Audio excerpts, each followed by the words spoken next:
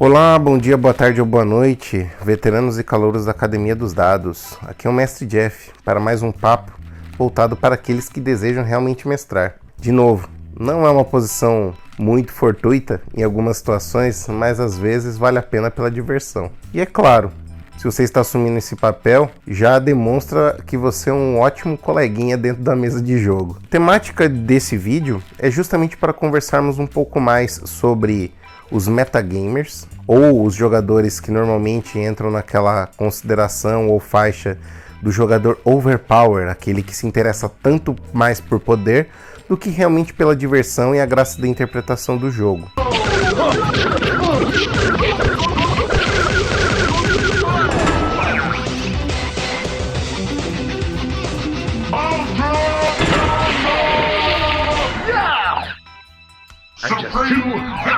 E aqueles outros que são jogadores que estão muito mais preocupados com a lore, com o conhecimento, com as histórias por trás do ambiente, principalmente preocupados com a narrativa de jogo, em detrimento a qualquer outra situação numérica. Se você está interessado em descobrir que características podem ser tão interessantes assim e aquelas que mais dificultam para o mestre, bom, vamos conversar um pouco sobre isso.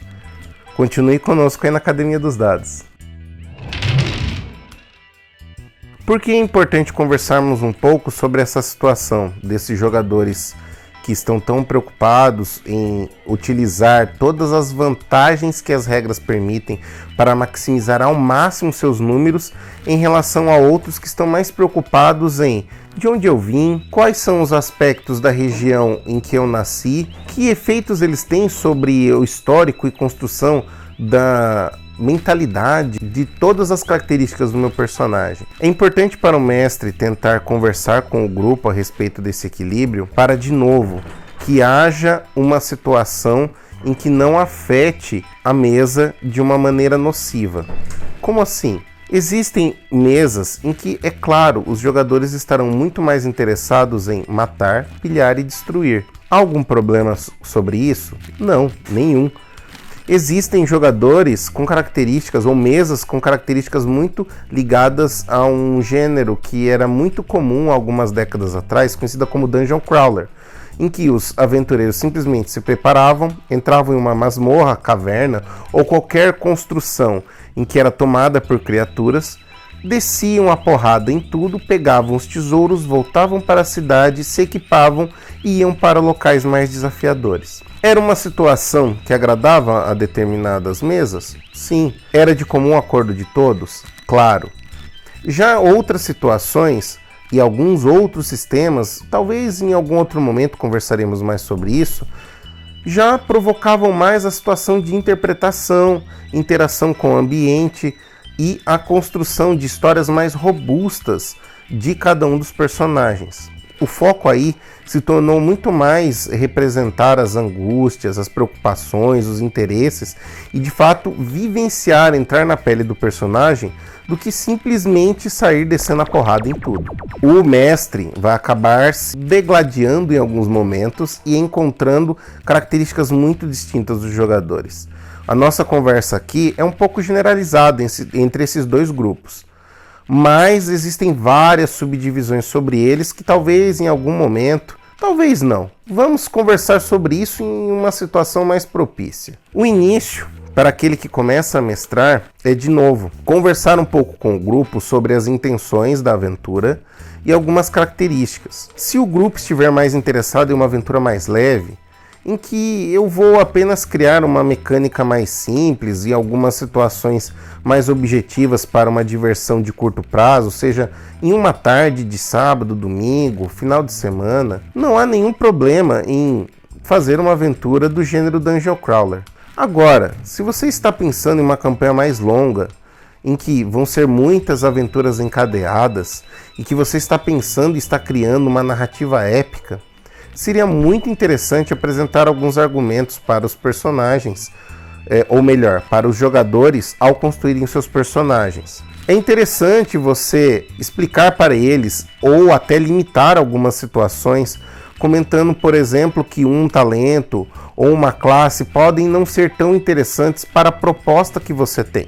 Lembre-se das dicas que nós já demos. A conversa com o seu grupo é fundamental, mas você, como mestre, aquele que leu as regras e aquele que está assumindo uma responsabilidade em relação à narrativa, também deve ficar claro a sua posição de apresentar para os personagens argumentos sobre o que será permitido, como será o andamento e os porquês.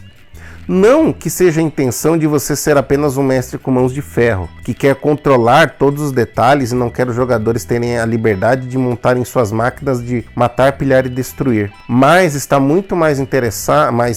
muito mais interessados aqui em conversarmos sobre o equilíbrio da mesa. Ora, e por que é importante falar sobre o equilíbrio da mesa? Lembrem-se, em muitas situações, estamos considerando aqui mesas de idades variadas, pessoas que vão começar a jogar. Existem jovens com mais tempo livre para poder jogar, mas também existem pessoas que têm muito menos tempo, têm um tempo limitadíssimo de jogo. E ter esses parâmetros bem claros implica que o tempo seja melhor aproveitado. É muito chato para alguém que conseguiu separar 1, 2 ou 3 horas para jogar com os amigos e chega em um ambiente em que ele construiu um personagem visando todas as superações das dificuldades que ele passou na infância, e do lado dele tem um brutamontes que ignora qualquer situação e diálogo e representação do grupo, apenas querendo rodar o seu machado e decapitar inimigos. São situações que acabam criando, primeiro, atritos entre os jogadores e, segundo, acabam gastando um tempo precioso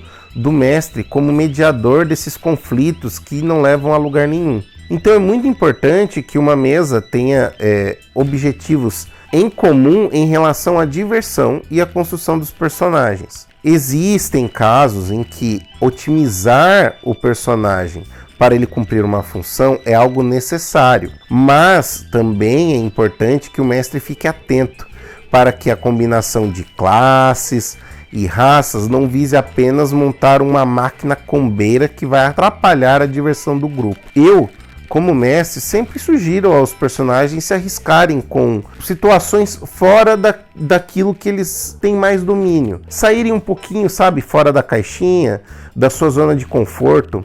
Eu acho muito interessante, pois aí você primeiro tem contato com situações diferentes, se torna um jogador mais interessante justamente por exercitar os seus diferentes olhares, ao mesmo tempo aproveita muito mais a situação de jogo com os colegas. Espero que essa breve conversa tenha ajudado vocês, pois quando eu comecei a mestrar eu tive muitos problemas em relação a esses dois grandes arquétipos, os jogadores mais preocupados com números e outros mais preocupados com a BG, o background ou a história dos personagens. O interessante de verdade é nós amadurecermos e nos tornarmos jogadores experientes ao ponto de saber equilibrar essas duas situações de maneira que todos possam se divertir sem que ninguém roube o espaço do outro numa mesa de jogo.